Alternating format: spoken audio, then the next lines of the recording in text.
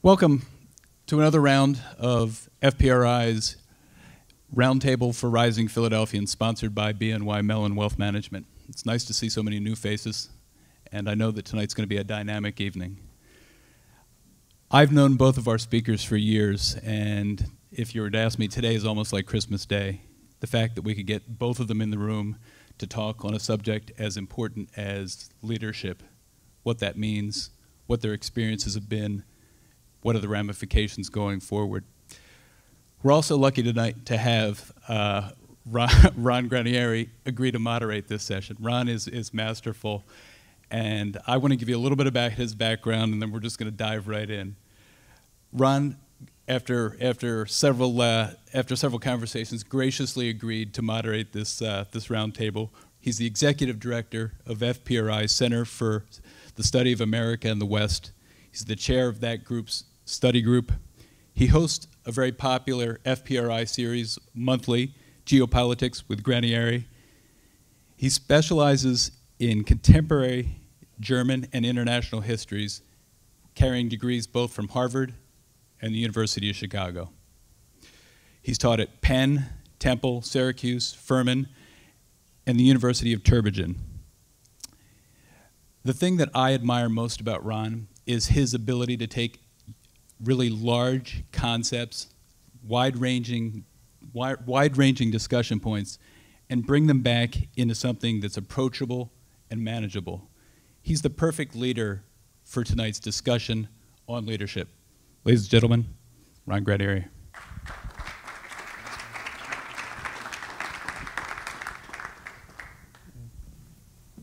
Well, I don't know what I can say now. Gosh, that was a nice introduction. Thank you, Mike. And thank you, everybody, for coming tonight.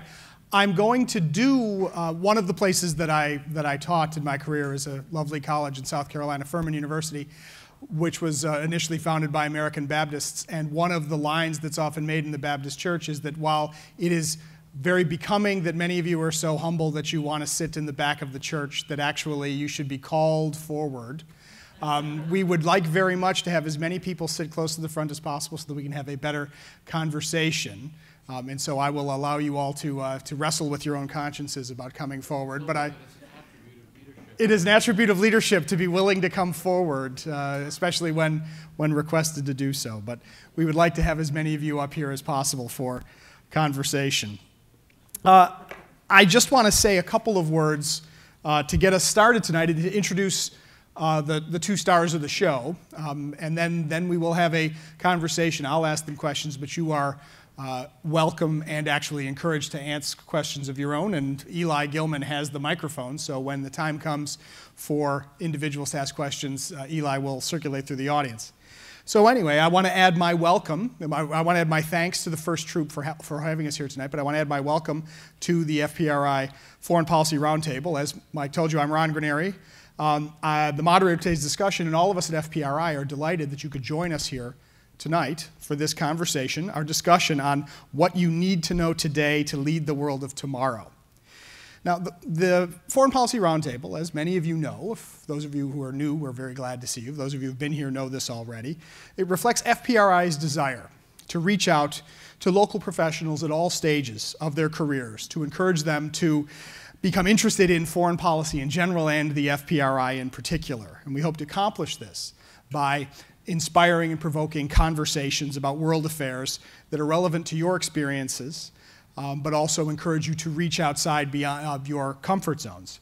Tonight's conversation will, we hope, offer a window onto questions of leadership and management to help all of us better understand the role that individuals can play in the shaping of world affairs.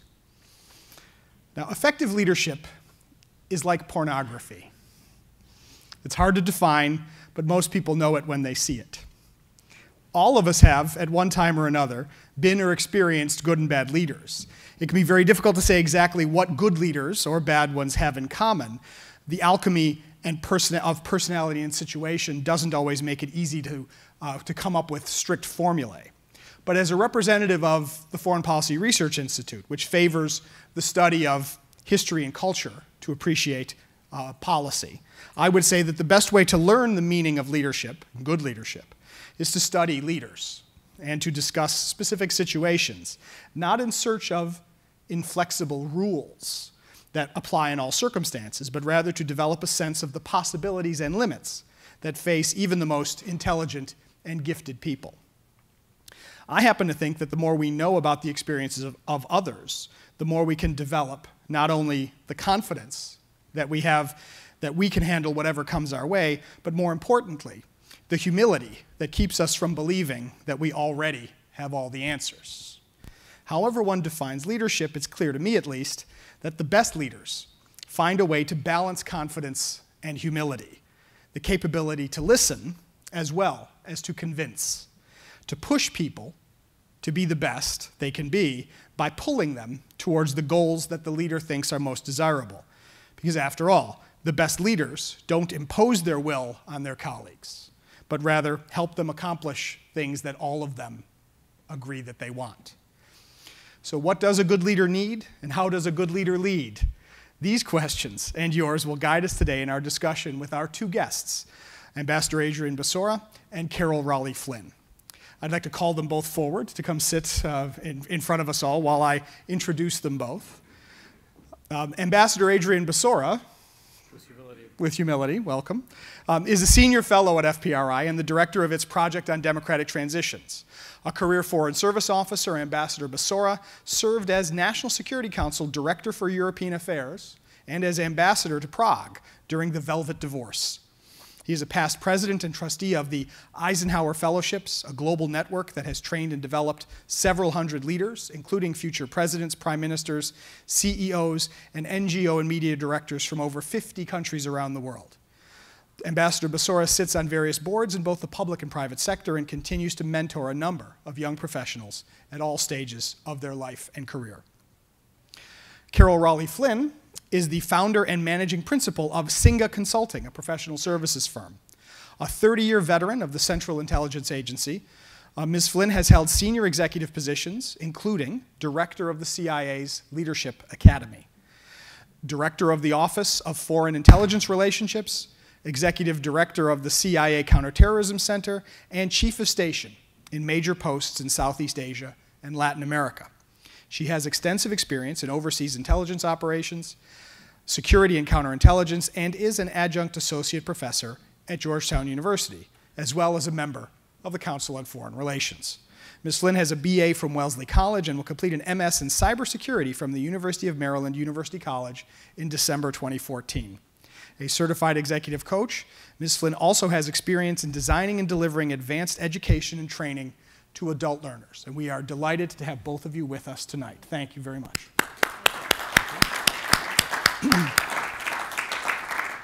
Now, I'm not going to stand up this whole time. I'm going to go sit down with my colleagues.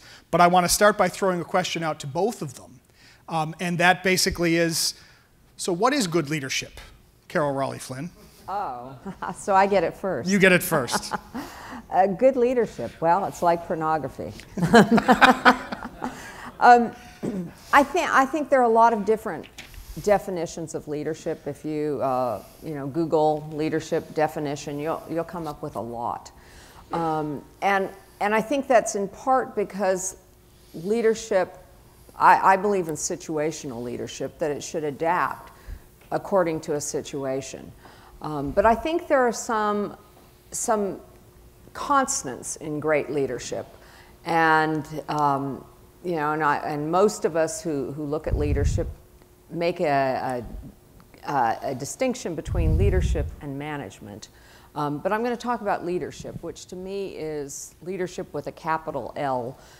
This is a leader who has vision, who can implement that vision. A leader who is able to motivate people. These are all the things you talked about, Ron, but also can develop the trust with subordinates and with stakeholders, maybe outside of the organization, in order to accomplish things. Some leaders are very good at inspiring their troops. Other leaders are a little more in the manager category.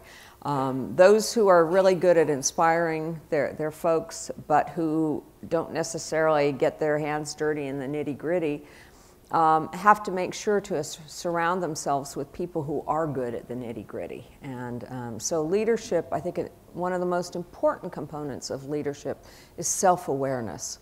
Understanding yourself, understanding what your strengths are, and understanding those things that you're not so good at. Because no one has it all. And so understanding yourself and being able to lead with that understanding, I think, is really important. Adrian, what do you think? If some impertinent person asked you what good leadership was, how would you define it? I wouldn't.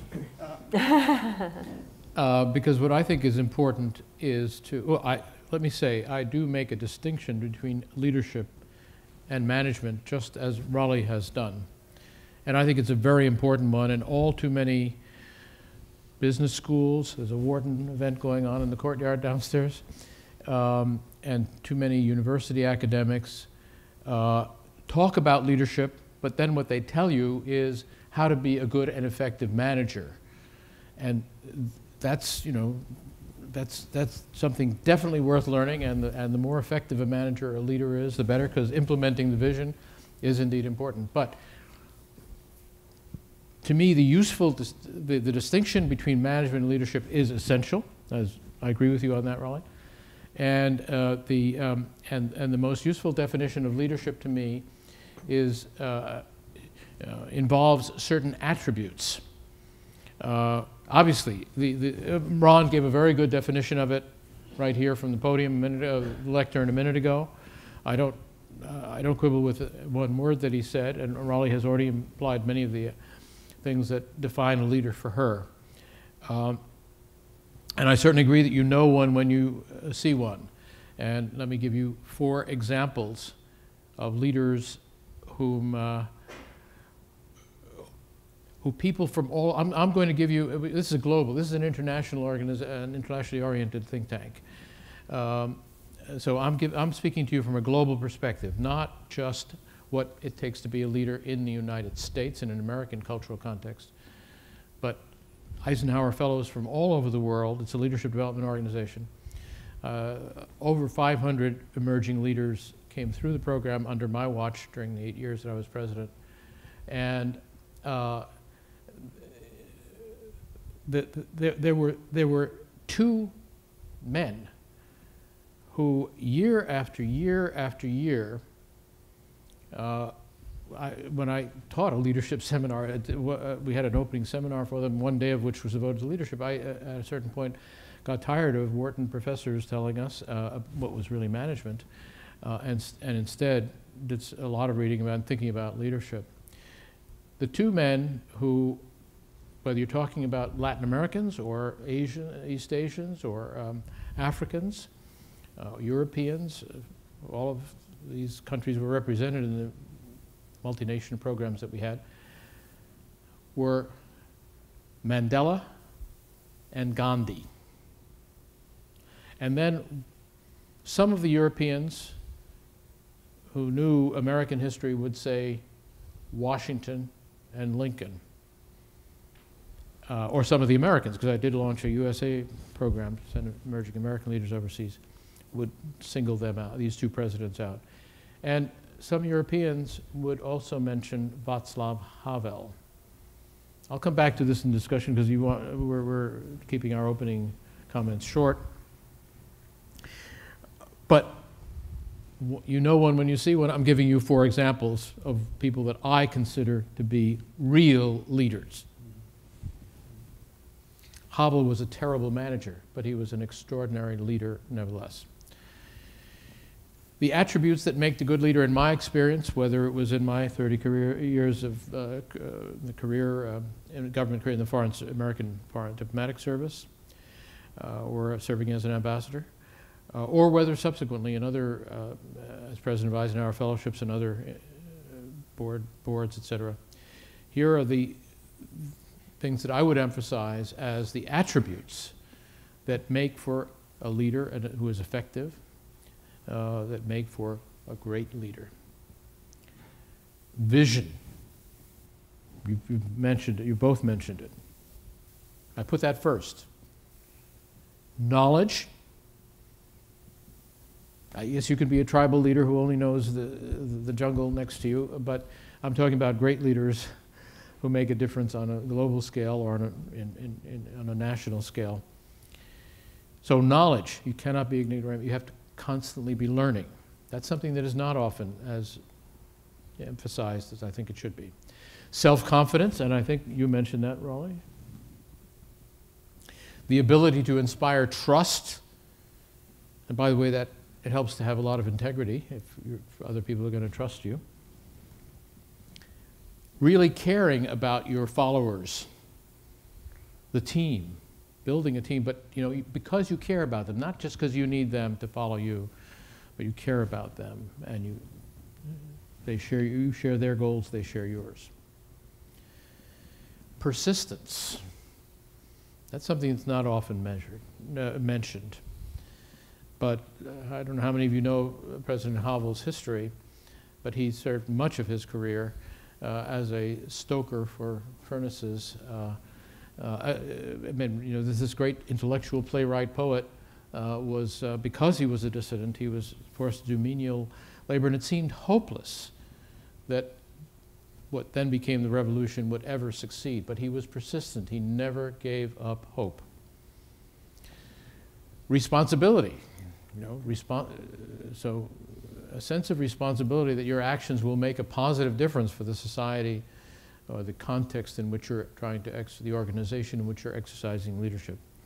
And finally, something that has also been mentioned, but I would stress articulateness, the ability to articulate your vision and your rationale for going there, and the strategy which will get you and your team to the final objective. So those are the things that I would, self-awareness is certainly part of the knowledge and the ability to inspire trust. I very much agree with that. I would add that to the list that I had prepared. Those are the attributes of leadership that I consider most invaluable. And just one trick that I think, potential pitfall in a discussion like this, the difference between good leader and bad leader. Certainly Adolf Hitler was a very strong leader who had an enormous impact, right? But obviously good leadership, I would define a good leader as somebody who leads his nation and his society towards objectives that benefit the vast majority, the great majority. So we have this, there is a moral question, right, where you actually are attempting to lead people towards. Right. Yeah. And actually this brings up a point that I wanted to throw back to the two of you as well, since both of you mentioned the importance of self-confidence, and Adrian, you also mentioned persistence. And this is where I think if someone wants to be a good leader, right, you need to know when to be persistent and when to give. And how does a leader cultivate that sense of where the boundary is between this is what I want to do and I'm going to be persistent, and this is what I'm going to change and I'm going to be willing to change without feeling as though I'm losing my leaders? Raleigh, what do you think about that? Well, I think that's probably a complex answer to that. I think communication is absolutely essential, and I don't just mean communication down from the leader to the people, but communication up as well. And communication outside, beyond the boundaries of an organization or a government. And I think having good communication, having good intelligence, so to speak, knowing what's going on and having the knowledge can help you strike, the right balance. How far do you push and when do you give up? Certainly, there's no one right answer, and it's how well you're able to read the different factors that will affect a certain course of action, I think is very important. I think also we talked a bit about trust, and another way of dividing up and analyzing leadership is to divide it between competence and character. To be a great leader, you have to be competent. You have to, you have to have knowledge. You have to be articulate. It helps to be articulate. You have to be able to do the job, or at least, understand. Maybe you don't know the organization way down in the weeds, but you have a good understanding of what the mission is and how you're going to how to achieve that mission. So you got to be competent. But a lot of people are competent. And I say this to people who are in the job market. A lot of people are competent. That is not the distinguishing characteristic of great employees and great leaders. Character is the distinguishing characteristic. Got to have competence, but character is what lifts you up to be a great leader. If you have character, if you can be trusted, and trust is, there are lots of components that go into trust. They're keeping promises. They're being loyal to the people who work for you or who you work for. It's also your words, what you say, that your actions match your words. So when you say something, people know you mean it, and you're what is it? Talking the talk and walking the walk. Mm-hmm. I think that's really important because credibility, you can't have credibility if people don't trust you. Interesting. I'm reminded of an old comment from a teacher I had in high school who said that with character, his response was always, have one, don't be one.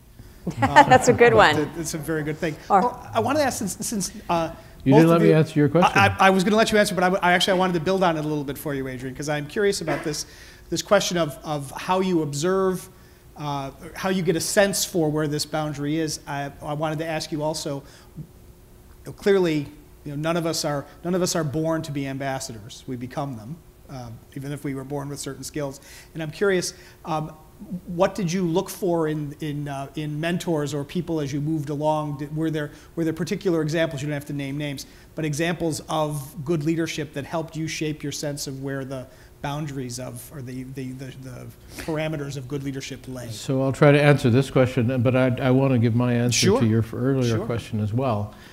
What I looked for first of all, I found that it was absolutely essential I was not born with the native skills to be a diplomat. I've never been very diplomatic, even after 30 years of diplomatic practice trying to be. So I didn't have a lot of that, what it takes. And what I found most valuable is picking out role models and in effect, learning from them to the extent that they were willing to serve as mentors and talk about how and why they were achieving the things they were doing. I did that. I picked out the people who I thought were actually achieving results.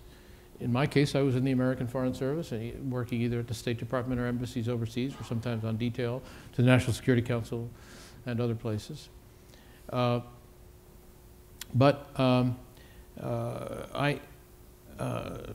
just found that it was very important to look at to learn from the people who were actually doing their jobs extremely well with integrity, and particularly in the face of adversity. How did they overcome the obstacles? So, looking for role models, and then initially asking them to be mentors, at least informally, if only having lunch with them, once every couple of weeks or every couple of months. And then, as I got further along in my career, I found that it was extremely important for me to serve as a mentor for others. For two reasons. One, I felt a moral obligation because people had done that for me. But secondly, in the process of talking to the younger generation, I was learning. And that goes back to your first question. Mm-hmm. Of course, a leader must be a lifelong learner. He has to have knowledge. He can't be outdated.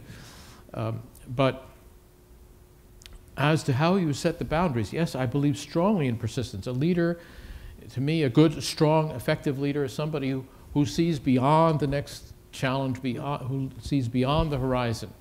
Colin Powell, we gave him the Eisenhower Leadership Medal during one of the annual dinners of my presidency at Eisenhower Fellowships down the street here in Philadelphia. And he described it very graphically, his concept of leadership. It's the kind of person who is going to charge up the hill, who's saying, follow me, charge up the hill where you cannot see the enemy. You don't know what's on the other side of that ridge. But you have enough confidence in him or her and his judgment to follow that person. That is to me, a concept of leadership. But, of course, Colin Powell wouldn't have charged up that hill until he knew he had gathered some intelligence. So the simple answer to your question, how do you, you should be persistent and you should be determined to win, but you also have to know where to draw limits and where to stop. Mm-hmm. And you talk to people, you listen, as Raleigh said a minute ago, you listen and consult.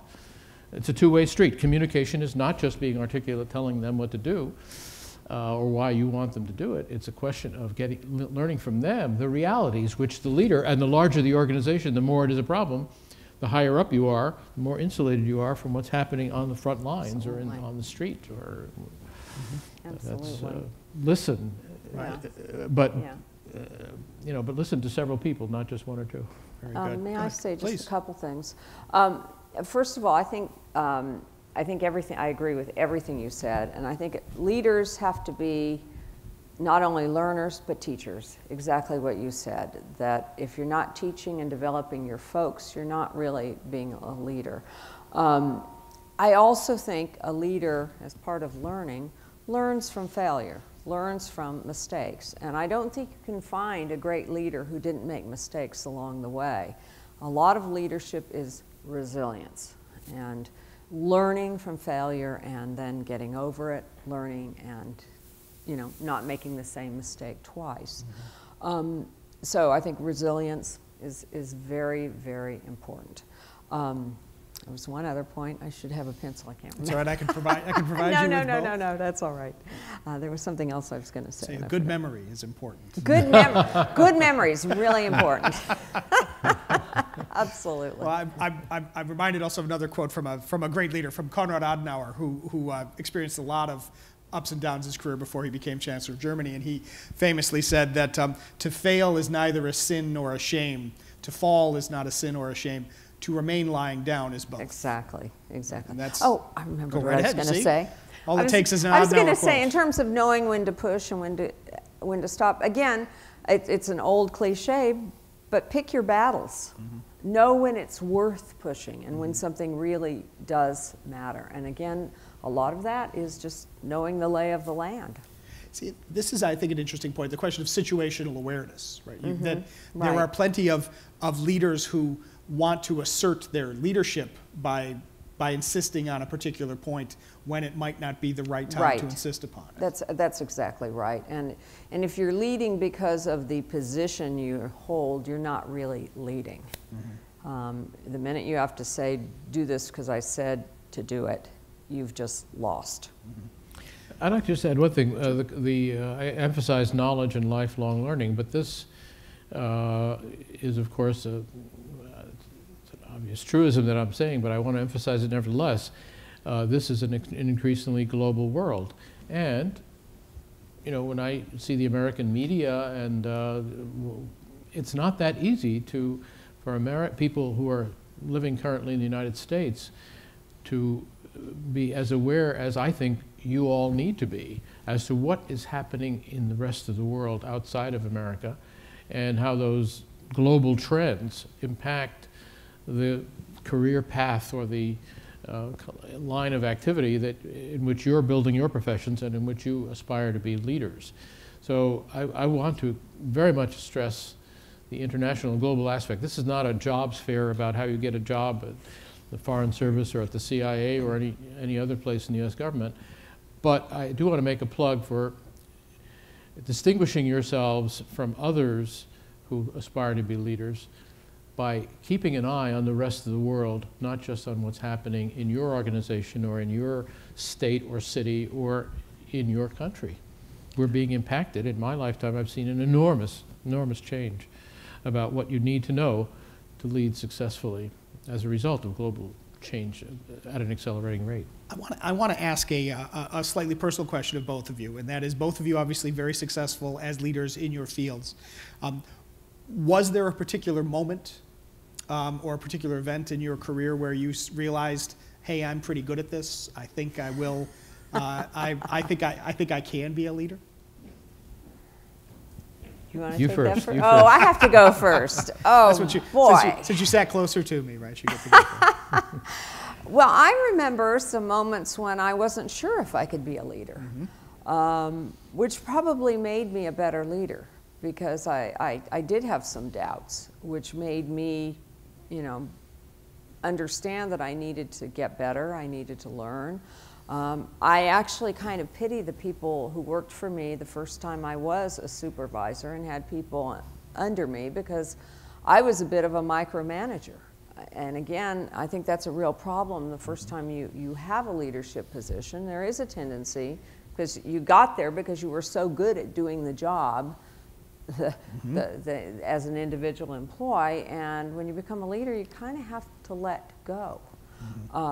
So there were times when I wasn't sure I could do it. And it really wasn't, it was some years into already being a supervisor of people that I started to feel like I was getting the hang of it, and I understood. But I don't think there was ever a moment when I really said, I'm really great at this. I was always saying, how could I be doing this better? And a lot of that I consulted the people who worked for me. And I think one of the things a great leader does, to the extent you can, and in the government it's not always easy, is to surround yourself with good people who you trust and whose judgment you trust, and ask them, how am I doing? And this circles back to the humility question, right? Is you have to be, it doesn't weaken you as a leader to ask, to actually consult with the people you work with. I think it builds trust. I mean, you can't be, you know, so totally insecure that you know. But I think to have candid conversations with, you know, your key lieutenants, I think is very important. Good. Adrian? I think, well, let me give you,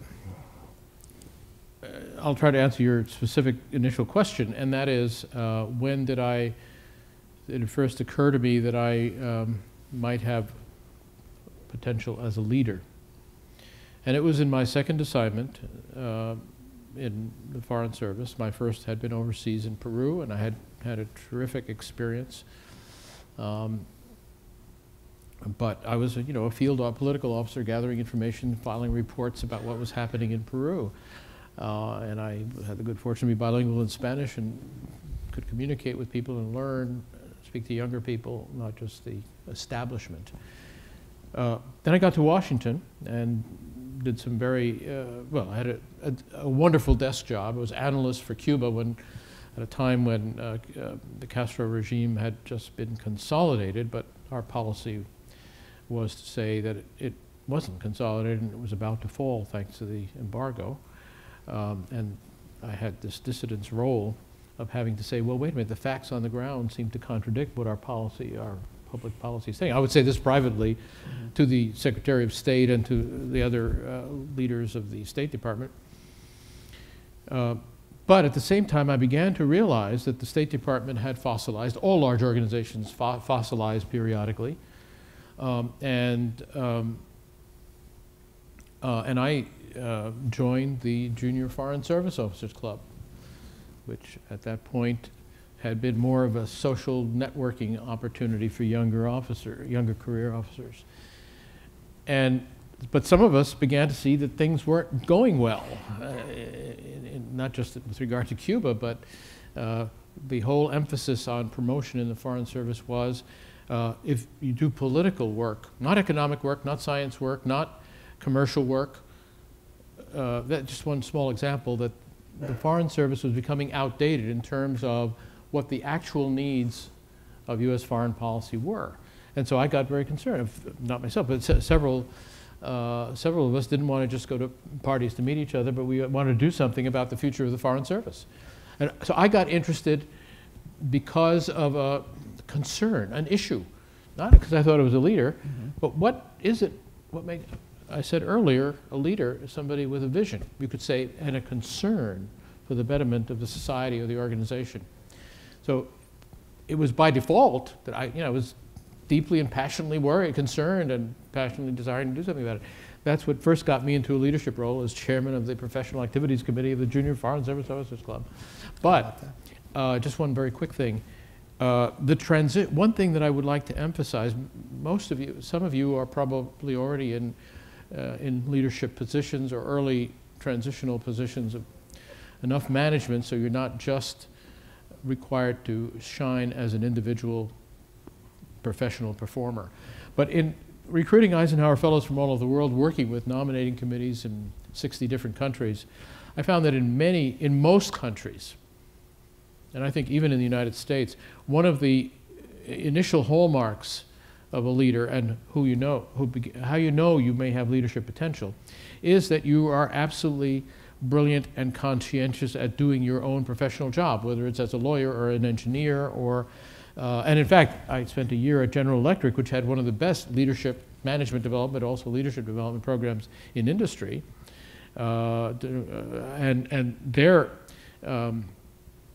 They looked for the best engineers and the best finance officers and the best specialists. And when they saw that they were not only excellent at what they did in that specialty, but also had some of the other attributes we talked about, breadth of vision, concern, caring about the larger organization rather than just making my goals and getting ahead just for me, self-promotion. Those are the people that they then would give other experiences. Okay, you're an engineer. We're going to move you over to the sales department, or we're going to give you some cross-training in finance. We're going to give you early management experience so that you broaden. But identifying and knowing if you have leadership potential has to do with really doing a great job as an individual professional, and of course you become a micromanager to some extent to do it right. But then you have to make that transition, and it's often very difficult to make the transition. Sure. Well, I wanted to throw the questioning open to the floor. Are there any questions from the audience? If a hand goes up, Eli, we have hands over here, all the way over this young man at the far end. Ron, I hate to cut in this way, but could you imagine that a group of people of this type and impressive young people would not have questions? This is true. It's always they would have no leadership potential at all if they had no questions. They might just be painfully polite. Of course, some of them didn't want to move up in the back row, so maybe they're not. That's right. Well, that's my. I will say that I'll chuck that it was my failure as a leader that I was not able to convince more people to move to the front. I believe that being curious is also a great leadership trait. There you go. Necessary for creativity. Indeed. Frank. I was hoping the two of you would get to 12 items. I was listening to the list the attribute list as it grew, and I was hearkening back to my years in the Boy Scouts. You know, thrifty, brave, reverent, yep, clean. Yeah, exactly. There's this notion called the Peter Principle about people rise to their level of incompetence, and Carol actually hinted at it at one point in one of her remarks. And it's a kind of a double-edged sword, because I think there's a lot of truth to it. Anyone who's been in a large organization has either been victimized by it or seen it in action. On the other hand, the learning function that you talk about, that, you know, and certainly I've been doing a lot of reading about Churchill lately. I mean, he really botched things up in World War I, and who would have known the leader who would emerge, right? Mm-hmm. So, how do you? I don't know how to phrase this properly, but taking the Peter Principle into account, how does a leader emerge? And I believe that principle applies to everyone, and sure, you know, and technically in some way. Well, I will add a contemporary aspect to this, although we're not supposed to use sports metaphors, but I'm going to use one anyway. The Peter Principle is also the Bill Belichick principle, right? Bill Belichick was an abject failure as a head coach in Cleveland. People said he obviously did not have the skills to be a good head coach. He goes back to being a coordinator for a while, comes back as the head coach of this team in New England that I understand has turned out to be pretty good. And so this is a question: if somebody you distinguish yourself as an individual in the operation, and so they look and they say, that's Raleigh Flynn, she's got something, let's give her the chance to be an executive. But you have to also have the flexibility to be allowed to fail and see whether you can do it after you fail. The Peter Principle, it's interesting. I don't think that there was ever a leadership job I took, and they kept moving me around, which I'll say another thing. I think it's important to move into different areas, because as you go up, your ability to lead and do your job is much more dependent on your network of people in other places and your understanding well beyond your immediate area of responsibility. But I will say that I don't think I ever went into a new leadership assignment that I wasn't a little bit scared and saying to myself, oh man, now I've done it. I don't know how I'm going to do this. And again, I think leaders are resilient. When they have a challenge, they roll up their sleeves and they just figure out how I'm going to do this. I remember an example. When I was made the executive director of the Counterterrorism Center, I was an operations officer. I was overseas in the field undercover for many, many years, and that was my area of expertise. And the deputy director of the operational part of the CIA calls me up and says, I want you to take this job as the executive director. Well, that involved being in charge, sort of I was the chief operating officer of the Counterterrorism Center, which had a few thousand employees, had one of the most complicated IT systems, a huge budget. I was not a budget and finance person. In fact, I have a little trouble with my checking account. And of course, now I don't have to balance them anymore now with computers. But I was as unprepared for that job as I think anybody could have been. And I remember one of my colleagues gave me some advice. And he said, Raleigh, they didn't hire you. They did not hire you because you were an accountant. They hired you because of your ability to empower the people who worked for you. That sounds kind of like a cliche, but I had some of the best accountants. I had the best IT people. I was in charge of all the human resources. I had terrific people working for me, and the advice was rely on them. And it was great advice. To this day, I still don't fully understand how the budget and accounting system works, but I learned enough, and I had great people working for me, and I really was. At the moment I took that job, I was really like, oh my gosh, what have I done to myself now? But I think the people who put me in that job understood that I had other talents that were going to make me succeed in that position. So one of the, if I could just add, Sure. One of the reasons that the Peter Principle only works, in my view, in very badly run organizations. Exactly. And therefore, one of the ways that it sometimes works is, okay, well, he or she deserves it because she or he was the deputy for 5 years, and now the boss is retired and we move the other person up. That's a good way of making a mistake and exemplifying the Peter Principle. Instead, Raleigh was chosen for the job because she was talented, conscientious, had vision, networking skills, all of the things, and therefore, it proved that was a success. It proved not to be the Peter Principle. So in organizations where the Peter Principle work, clearly are not responsive to the stockholders or to the voters or to whatever other entity they're supposed to be serving.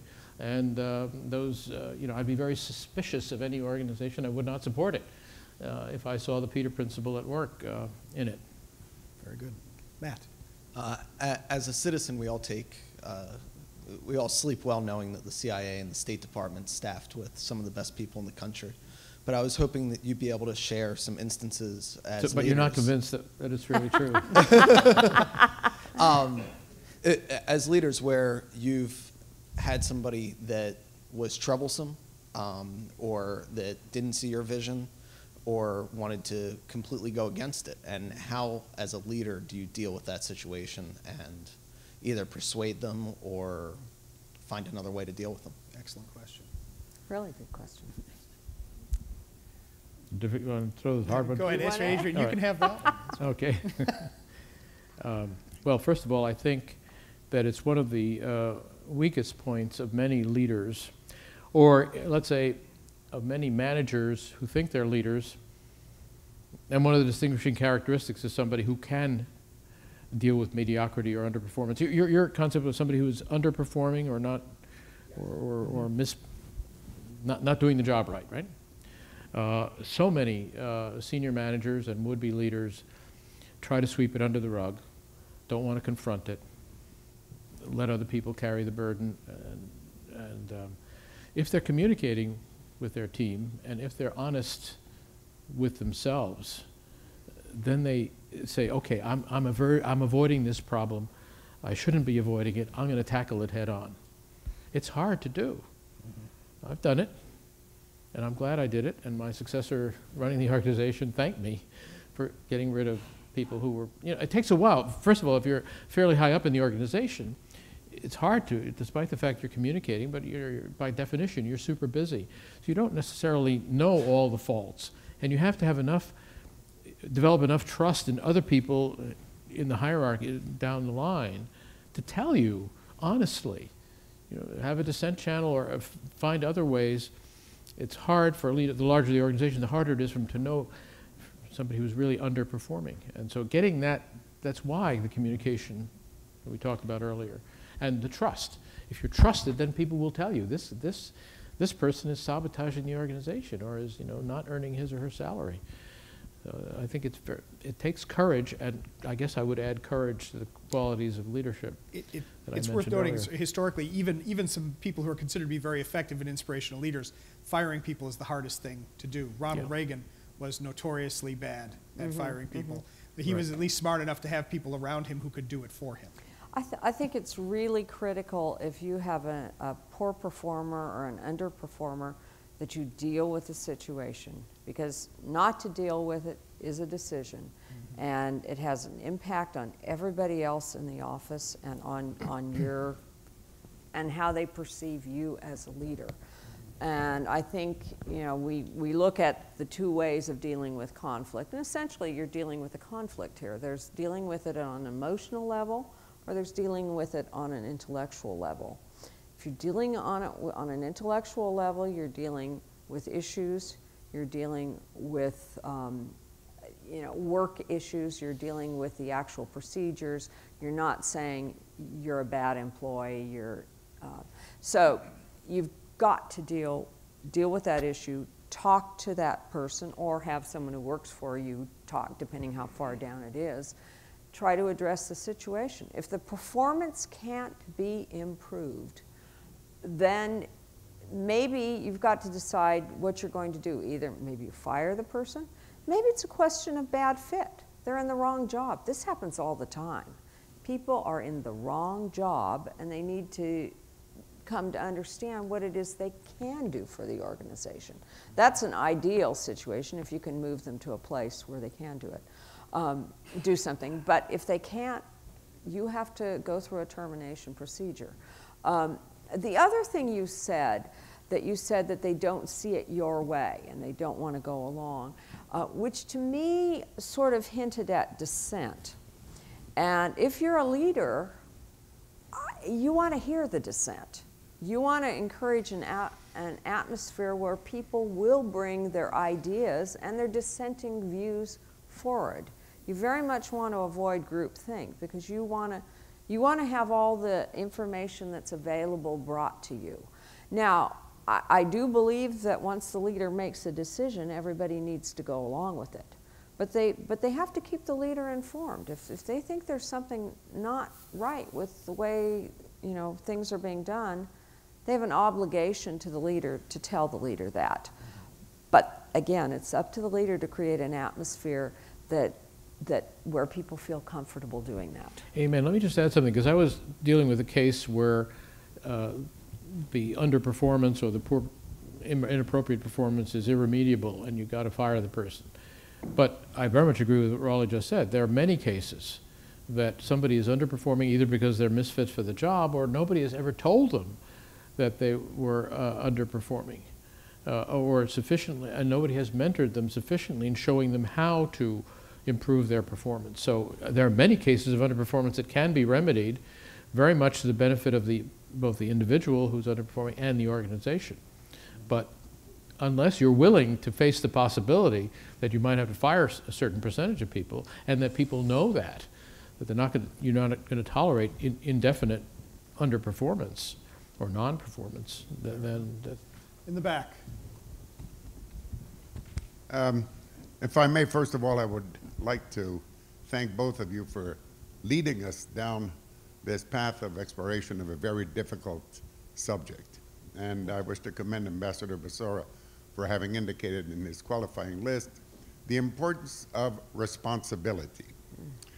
Along these lines, do both of you care to comment on the correlation between leadership and popularity, and being a quote-unquote popular or unpopular leader? Thank you very much. okay, this hard one is for you. I would say that the leader who is most concerned about popularity and maintaining popularity isn't a very good leader. Sometimes as a leader you have to make hard decisions that aren't necessarily popular. But to the extent that you have trust and good communication with your folks, hopefully you can explain a decision, for instance, and they will understand. But I think the minute you get into a popularity contest, you're sunk. Yeah, I think the leader has to be willing to be unpopular during difficult times. It obviously depends on the nature of the organization and its goals. But I've certainly been in a number of situations where I was leading an organization where people were wedded to ways that were no longer working, and they didn't want to change, and they had to be pushed over a period of time. You have to be willing to make yourself unpopular if you're going to achieve your mission in those circumstances. But over time, but then you explain, then you articulate, then you get feedback, encourage people to give you honest feedback about what's working in this new direction, what is not working. And eventually you become respected and trusted. Whether you become popular again or not is a different matter. That should not be the goal. Trusted and respected is more important, I think. In the back. Yes, I was just wondering if you could provide, I'm just curious your assessment on a contemporary example of a leader. So Chris Christie, across the bridge there, billed as a successful leader. Just not the George Washington Bridge. I'm sorry, no, not this bridge here, across the bridge in New Jersey. On one hand, head of the Republican Governors Association, successful, while at the same time coming back and telling a heckler to sit down and shut up. Is that refreshing leadership that we need now? Foolish, both on a domestic and international? How do you assess that style of leadership that he's billing come 2016 of what we need? Would you like to take this hard one? If you want me. I don't. I'll take it. Good, please do. Please do. I'll give you. I'll let you both. I'll let you both off the hook if you don't want to comment on the 2016 presidential race. But we can speak generally about the question of the line between being forceful and clear as a leader and appearing to be overbearing. Mm-hmm. First of all, I'm the CIA, and I'm no longer with the CIA, so I don't speak for the CIA, but we have a long tradition of being completely apolitical. Regardless of what you may read in the newspaper, we are very apolitical. So I don't want to, say one way or the other on this where I'm leaning politically. I think there's a fine line between showing strength and being overbearing. And again, it's you get the best advice and information you can have on a situation, and you make a decision, and you also base it not just on the information you collect, but you base it on your values. And if as a leader you have, guiding values that by which you make decisions, maybe you'll avoid the overbearing.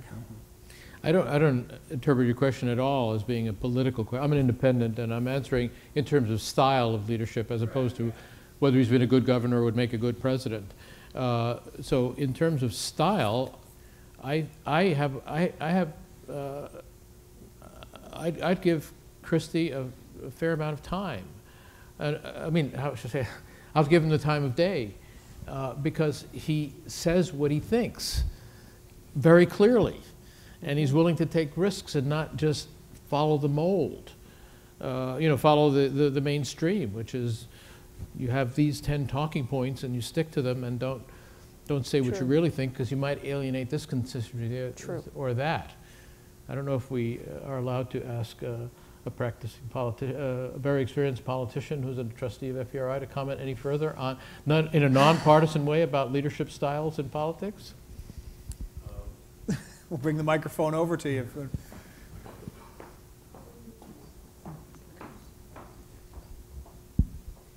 I spent a long time in politics and like to consider myself having been a leader. I was Speaker of the House and Majority Leader in the House, and I've been a ward leader, et cetera, et cetera. So that's my credentials. Anyway, one way to think about this is in terms of not leadership as a personal quality, but leadership as a relationship.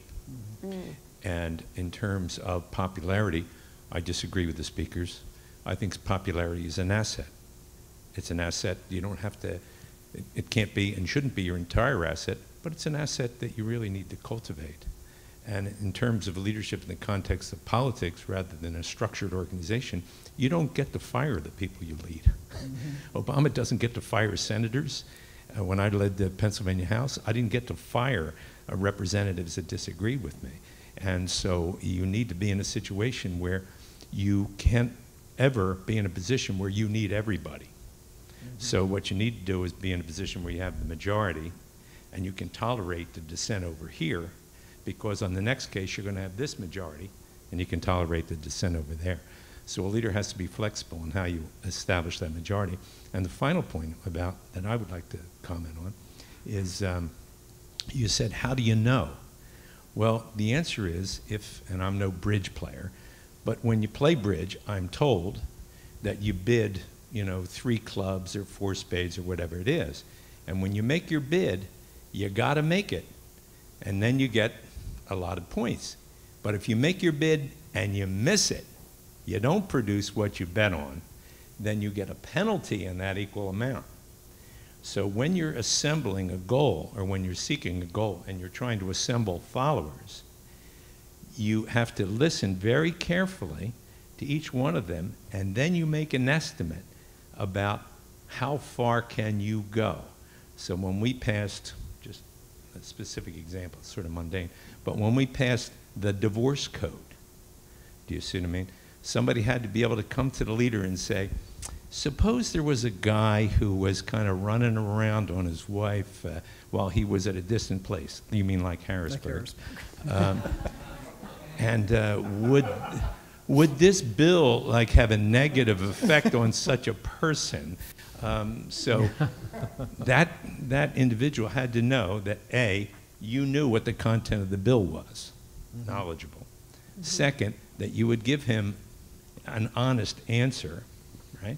And number 3, if that meant he couldn't vote for the bill and he was number 102, you had to change the bill, because once you bet wrong, you got a real problem.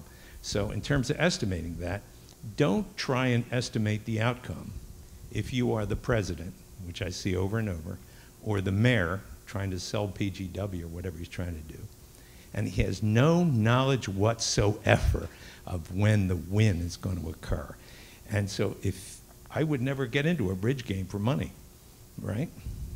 And so you better have the knowledge of your relationships and the subject at hand. Mm-hmm. So that's my ramble. Let me just comment. We have time for, actually we're getting short on time. We have time for one more question from the audience, one lucky person. Hi. How contingent is leadership on crisis? When you think of leaders like Churchill or Washington or Mandela, these guys stepped up at a time when everything was in flux and when the situation as people understood it completely have changed or evaporated, and when a crisis took place. It's difficult to think of leadership in a bureaucratic sense of like heading a department that kind of is just, you know, taking a baton and passing it on. So how dependent is leadership on crisis? You want to go first? You can go. Well, I don't think leadership is dependent on crisis. Certainly, crises test leadership. And of course, the bigger the crisis, if the leader succeeds in taking the country or the organization through the crisis, the more he will be respected as a leader. Of course, you can become famous and respected as a leader because you dealt well with a crisis. But there are many non-crisis situations where leadership skills come through and are necessary. So I don't think leadership emerges just from the situation. Leadership emerges from the characteristics and the commitments and the goals that we've been talking about. And a crisis is a test, simply a test. I want to say, though, I'd like to add that being popular is a great asset for a leader. I did not mean to imply that it wasn't highly desirable to be as popular as possible. I'm saying that an even higher priority is to get it right and to be trusted and respected when you made the unpopular decision. Now, if you're running the Democratic majority in the State House of the state of Pennsylvania, of course you have to count the votes. Your measure or your law or the bill that you're trying to pass has to be popular enough, and to the extent that you can add your own personal charm to get that wavering vote on your side, popularity is tremendously important as a tool. But if you let it become your objective and your goal just to be popular, that's not leadership. That may make for a successful continuation in office for a while, but it's not what I call real leadership. Raleigh?